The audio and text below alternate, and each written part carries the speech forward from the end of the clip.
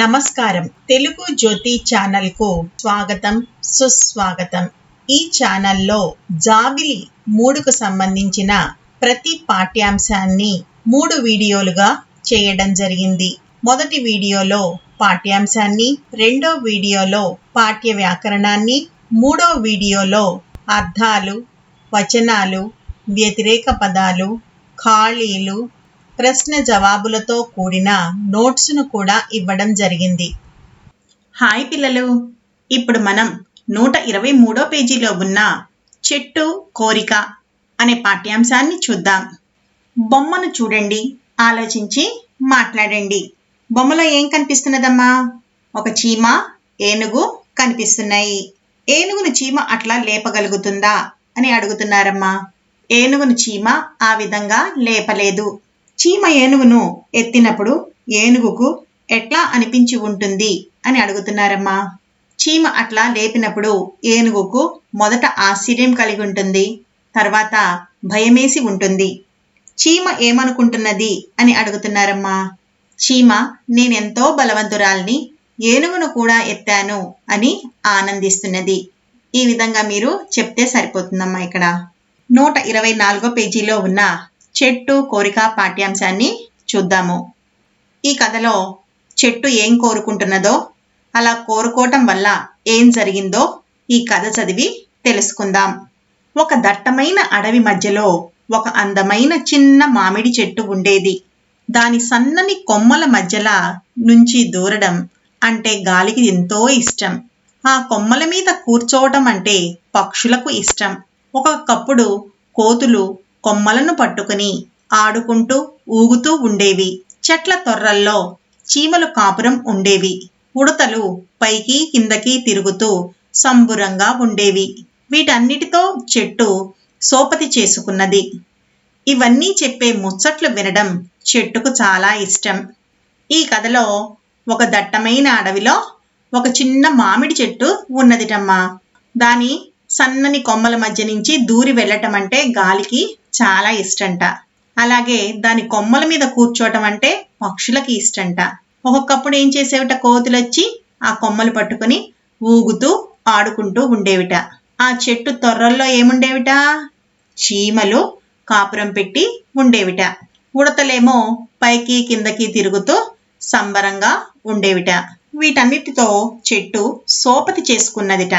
సోపతి అంటే ఏంటమ్మా? స్నేహం అని అర్థం. వీటన్నిటితో కూడా చెట్టు స్నేహంగా ఉండేదిట. ఇవన్నీ చెప్పే ముచ్చట్లు అంటే కబుర్లు వినటం అంటే చెట్టుకి చాలా ఇష్టంట. ఒక రోజున చెట్టు మీరు ఎక్కడికి వెళ్ళి వస్తున్నారు అని పక్షులను అడిగింది. గూడు కట్టడం కోసం గడ్డి పుల్లలు ఏరుకొస్తున్నా అన్నది ఒక పక్షి.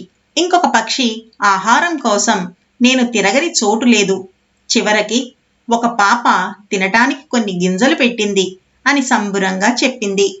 ఒకరోజు ఏం చేసిందిటమ్మా చెట్టు, పక్షుల్ని అడిగిందిట, మీరు ఎక్కడికి వెళ్ళి వస్తున్నారు అని.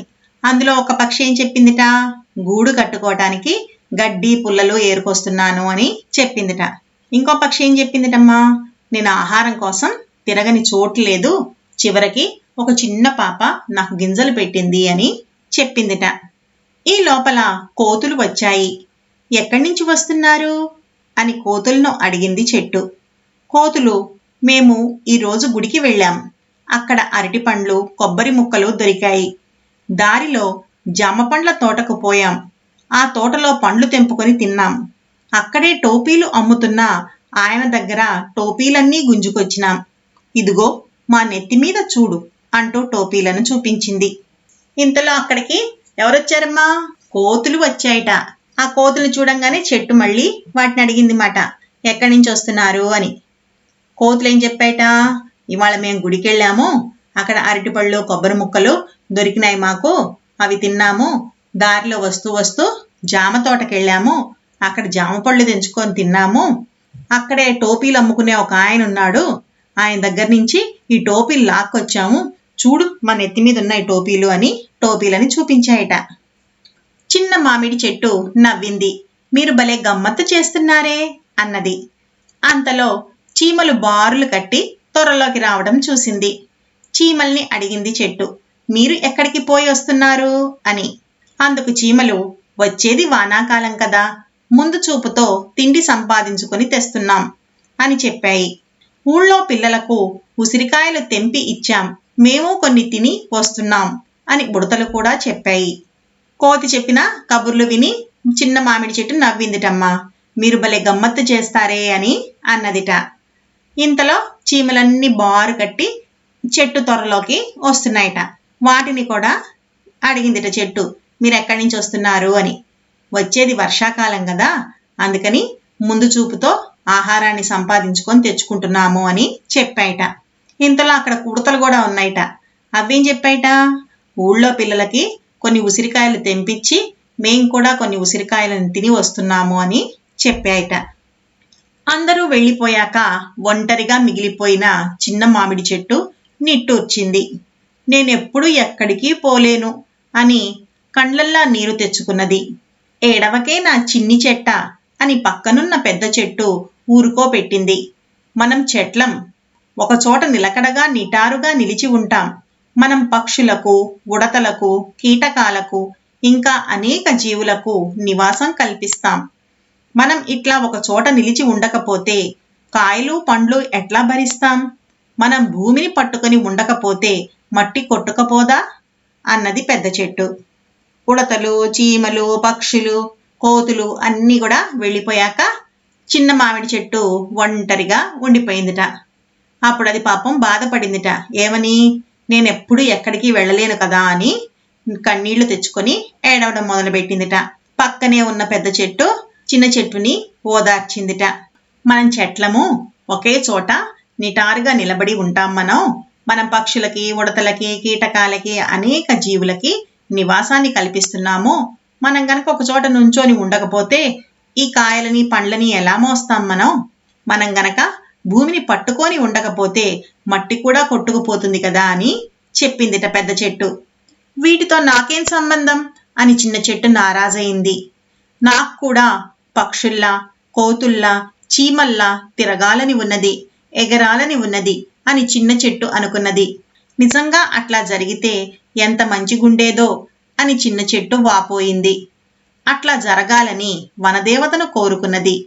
చిన్న చెట్టు అట్లా కోరుకుందో లేదో చెట్టు వేర్లు భూమిలో కదిలాయి, భూమిపైకి వచ్చాయి. అప్పుడేం చేసిందిటమ్మా చిన్న చెట్టు, వీటన్నిటితో నాకేంటి సంబంధం అని చెప్పేసి బాధపడటం మొదలుపెట్టిందిట. నాకు కూడా పక్షుల్లాగా, కోతుల్లాగా, చీమల్లాగా తిరగాలనుంది, ఎగరాలనుంది అని చిన్న చెట్టు అనుకుందిట. నిజంగా అలా జరిగితే ఎంత బాగుంటుందో కదా అని అనుకుందిట. అలా జరగాలని ఎవరిని కోరుకుంది? వనదేవతని కోరుకున్నదిట. చిన్న చెట్టు అట్లా అనుకుందో లేదో చెట్టు వేర్లు భూమిలో కదిలాయట. ఆ వేర్లన్నీ భూమిలోంచి పైకి వచ్చేసాయట. అరే, నేను కూడా నడుస్తున్నా అని చెట్టు సంతోషపడ్డది. నేనింకా ప్రపంచమంతా చూసి వస్తా అనుకుంటూ చిన్న చెట్టు అడవిలోంచి బయలుదేరింది. అలా వేళ్లు పైకొచ్చి రాగానే చెట్టేమనుకుందమ్మా, అరే నేను కూడా నడుస్తున్నాను అని చాలా సంతోషపడిపోయి నేనింకా ప్రపంచమంతా తిరిగొస్తాను అని అడవిలోంచి ఆ చిన్న చెట్టు బయలుదేరింది. చెట్టు అట్లా నడుచుకుంటూ పోతున్నది. దానికి రోడ్డు పక్కన వంట చేసుకుంటున్న వాళ్ళు కనిపించారు. నడిచే చెట్టును చూసి భయపడి పారిపోయారు. చిన్న చెట్టు నవ్వుకున్నది. అది నిప్పును చూసింది. ఇదెట్లా ఉంటుందో చూద్దామని ఒక కొమ్మను నిప్పు మీదకు వంచింది. నిప్పు తగలగానే కొమ్మ అంటుకున్నది. మంటలు మీదికి లేవటం మొదలైంది. చెట్టు అలా నడుచుకుంటూ పోతూ ఉంటే దానికి రోడ్డు పక్కన వంట చేసుకునే వాళ్ళు కనిపించారట. వాళ్ళు అలా నడిచొస్తున్న చెట్టును చూడంగానే భయపడిపోయి వాళ్ళందరూ పారిపోయారు. ఆ చెట్టు నవ్వుకుందిట. నవ్వుకొని ఆ మంటను చూసి ఈ మంట ఎలా ఉంటుందో చూద్దామని ఒక కొమ్మని ఆ మంట మీదకి వంచిందిట. అప్పుడేమైంది? నిప్పు తగలగానే ఆ కొమ్మ కాస్త అంటుకుంది. అలాగ మంటలు పైకి రావటం మొదలుపెట్టాయి. అమ్మో మంట, అమ్మో బాధ అనుకుంటూ ఏడ్చింది. కాపాడండి, కాపాడండి అని మొత్తుకున్నది. పక్షులు ఈ చెట్టు అరుపులు విన్నాయి. ఆకాశంలో పైకెగిరి గాలికి చెప్పాయి. మా స్నేహితుణ్ణి కాపాడమని వేడుకున్నాయి. గాలి దబదబా పోయి ఒక మేఘాన్ని ఇటు దిక్కు తెచ్చింది. దాంతో మబ్బు వచ్చింది. వాన కురవటం మొదలుపెట్టింది. మంట ఆరింది. చెట్టు అమ్మయ్యా అని దమ్ము తీసుకున్నది. చెట్టు మళ్ళీ ముందుకు నడిచింది. దాని కొమ్మలు చాలా కాలిపోయాయి. దాని అందం కూడా తగ్గిపోయింది. అట్లా నడుస్తూ నడుస్తూ మిట్టపల్లి అనే ఊరు చేరుకున్నది. ఎప్పుడైతే ఆ కొమ్మలు అంటుకొని మంటలు పైకి లేచాయో వెంటనే పాపం చిన్న చెట్టు అమ్మో మంట అమ్మో బాధ అని ఏడవటం మొదలుపెట్టిందమ్మా. కాపాడండి కాపాడండి అని గట్టిగా అరవటం మొదలుపెట్టిందిట. ఈ అరుపులు పక్షులు విని ఆకాశంలో పైకెగిరి గాలికి చెప్పాయిట, మా స్నేహితుడిని ఎట్లా అయినా కాపాడండి అని గాలిని కోరుకున్నాయిటవి. గాలి వెంటనే ఏం చేసిందిట, ఒక మేఘాన్ని ఇటువైపుకి నెట్టిందిట. దాంతో మబ్బొచ్చి వాన కురిసిందిట. ఆ మంటలు ఆరిపోగానే అప్పుడు చెట్టు అమ్మయ్య అని అనుకుందిట. కానీ పాపం అప్పటికే ఆ చెట్టు కొమ్మలు చాలా వరకు కాలిపోయినాయి. దాని అందం కూడా తగ్గిపోయింది. అప్పుడు మెల్లిగా అది ముందుకు నడుస్తూ నడుస్తూ వెళ్ళి మిట్టపల్లి అనే ఊరిని చేరుకున్నదిట. జీవితంలో ఇంతవరకు ఊరు ఎట్లా ఉంటుందో చూడలేదు. అందుకని అది ఆశ్చర్యంగా అట్లా చూసుకుంటూ నిలబడ్డది. ఇంతలో కట్టెలు కొట్టుకునే వాళ్ళిద్దరూ నడుస్తున్న చెట్టును చూశారు. దగ్గరకొచ్చి కొమ్మలు విరుచుట మొదలుపెట్టారు. చెట్టెక్కి కాయలు తెంపుకోసాగారు. అయ్యయ్యో, ఎవరైనా వచ్చి నన్ను కాపాడండి అని చెట్టు మొత్తుకున్నది. ఆ మొత్తుకునుడు గండుచీమలు విన్నాయి. వెంటనే బయటకు వచ్చాయి. కట్టెలు కొట్టే వాళ్ళ పెయ్యి మీదకి పాకి బాగా కుట్టాయి. వాళ్ళు భయపడి పారిపోయారు. చిన్న మామిడి చెట్టు తన రూపం చూసుకొని బాధపడుతూ ముందుకు సాగింది. తొవ్వలో దానికి బాగా దూపైంది, ఆకలైంది. కాని దాని ఆకలి తీర్చేవారు లేరు. చెట్టు బాధతో ముందుకు సాగింది. రోడ్డు మధ్యలో నడుస్తున్న చెట్టును చూసి అందరూ తికమక పడ్డారు. చెట్టును తప్పించే ప్రయత్నంలో బస్సులు, కార్లు, బండ్లు ఒకదానినొకటి గుద్దుకున్నాయి. అప్పుడేమైందిటమ్మా, ఈ చిన్న చెట్టు ఎప్పుడు ఊరిని చూడలేదు కదా, ఆశ్చర్యంగా ఆ ఊరిని చూస్తూ అక్కడ నిలబడిపోయిందిట. ఇంతలో ఇద్దరు కట్టెలు కొట్టుకునే వాళ్ళొచ్చి ఈ చెట్టు మీదకి ఎక్కి దీని చెట్టు కొమ్మలు విరిచేయటం మొదలుపెట్టారట. చెట్టుకున్న కాయలన్నీ తెంపేసుకోవటం మొదలుపెట్టారట. అప్పుడు పాపం చిన్న చెట్టు అయ్యయ్యో, ఎవరైనా వచ్చి నన్ను కాపాడండి అని ఏడవటం మొదలు పెట్టిందిట. అప్పుడు చెట్టు త్వరలో చీమలున్నాయి కదా, అవేం చేశాయట, ఆ గండు చీమలన్నీ చెట్టు బాధ విని బయటకొచ్చి ఆ కట్టెలు కొట్టే వాళ్ళ ఒంటి మీదకి ఎక్కి బాగా కుట్టడం మొదలుపెట్టాయట. వాళ్ళు భయపడిపోయి పారిపోయారట. చిన్న చెట్టు తన రూపం చూసుకొని పాపం బాధపడిందిట. అలా ముందుకు నడవటం మొదలుపెట్టింది. దారిలో దానికేమో బాగా దాహమైంది, ఆకలైంది. కానీ దాని ఆకలి తీర్చేవారెవ్వరూ లేరు. అలాగే బాధపడుతూ బాధపడుతూ ముందుకు నడుస్తోందిట. అది రోడ్డు మధ్యలో నడుస్తుంది. చెట్టు నడిచేసరికి ఏమైంది, రోడ్డు మీద వెళ్ళేటువంటి బస్సులు, కార్లు ఎలా తప్పించుకోవాలో దాన్ని అర్థం కాక ఒకదాన్నొకటి గుద్దుకోవటం మొదలుపెట్టాయట. చెట్టును పోలీస్ ఆయన చూశాడు. చెట్టు రోడ్డు మీద నడవరాదు అంటూ చిన్న చెట్టును గొరగొర గుంజుకపోయాడు. అయ్యో అయ్యో, సాయం చేయండి, నన్ను కాపాడండి అని చిన్న చెట్టు గట్టిగా ఏడ్చింది.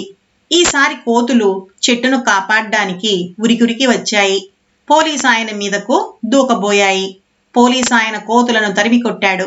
అదను చూసి చెట్టు కూడా ఉరికింది. ఉరికి ఉరికి తిరిగి అడవికి చేరింది. తనకు నడక వద్దనే వద్దని వనదేవతను వేడుకున్నది. ఇంతలో ఏమైందిటమ్మా, రోడ్డు మధ్య నడుస్తున్నటువంటి ఈ చెట్టుని పోలీస్ ఆయన చూశాట. చెట్లు రోడ్డు మీద నడవకూడదు అని చెప్పి ఆ చిన్న చెట్టును పట్టుకొని గొరగొర పక్కకి గుంజాట. అప్పుడు భయపడిపోయి చిన్న చెట్టు అయ్యో అయ్యో, సాయం చేయండి, నన్ను కాపాడండి అని ఏడవటం మొదలుపెట్టిందిట. ఈసారి కోతులన్నీ వచ్చాయట చెట్టుకి సాయం చేయటానికి. అవన్నీ కలిసి పోలీస్ ఆయన మీదకి దూకబోయినాయట. ఆ పోలీస్ ఆయన ఏం చేశాడమ్మా, ఆ కోతుల్నే తరిమి కొట్టాట. అతను చూసి ఏం చేసింది, చెట్టు కూడా పరిగెత్తడం మొదలుపెట్టిందిట. అలా పరిగెత్తి పరిగెత్తి చివరికి అడవికి చేరుకుందిట. తనకు నడక వద్దనే వద్దని వనదేవతని కోరుకుందిట. పక్కనున్న పెద్ద చెట్లు, నువ్వు చాలా మారిపోయావు, విశాల ప్రపంచాన్ని చూశావా, కోరిక తీరిందా, ఎట్లున్నది అంటూ ప్రశ్నల వర్షం కురిపించాయి. ఈ అడవిలో ఉన్నంత సుఖం ఇంకెక్కడా లేదని తెలుసుకున్నా, బుద్ధి వచ్చింది అని చెట్టు చెప్పింది. కొంతకాలానికి చిన్న మామిడి చెట్టుకు కొత్త చిగుళ్ళు మొలిచాయి. కొత్త కొమ్మలు పెరిగాయి. అన్ని జీవులకు అది నీడనిస్తూ వాటితో ఆనందంగా జీవించసాగింది. అలా అడవికి వచ్చేసింది కదమ్మా చిన్న మామిడి చెట్టు.